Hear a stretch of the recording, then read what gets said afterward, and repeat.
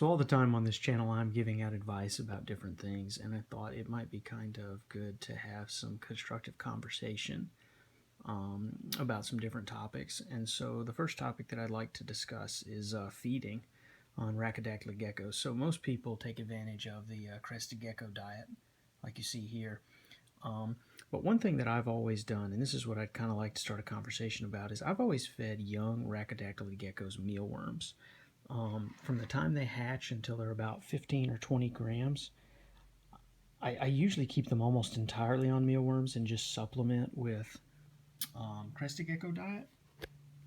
And what I've found is that they grow much faster that way. There's really high fat content in the mealworms, and so I think that really helps them to put on size really quickly. But really what I'd like to just do is for some people to sort of comment and to start some discussion about what are the different ways that people feed these animals. Do most of you feed them the same thing from the time they hatch until they're adults?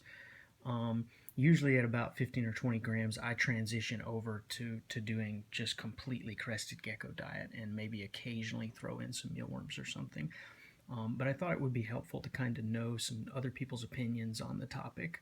I know some people have really strong opinions about things like mealworms versus crickets and stuff like that, and I'd kind of like to avoid any sort of vitriol that seems to happen really easily on the internet, and just have some constructive conversation about the success that people have had with different feeding regimes and different things that you've done.